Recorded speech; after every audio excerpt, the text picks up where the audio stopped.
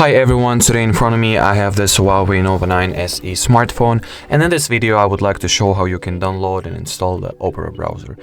In order to start, just open up the app gallery, wait for the ads to be skipped automatically.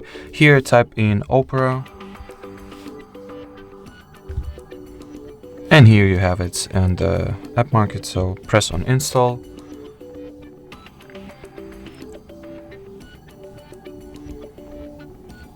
Just wait a little bit until it will be successfully installed. So as we can see, the installation process is finished now, and we can go ahead and open the Opera browser and set it up. Press on continue. Here we are able to choose whether we want some options to be enabled or disabled.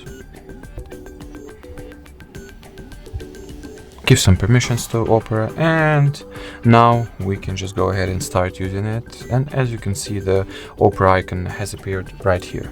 So that was it for this video. Thank you so much for watching, and bye bye.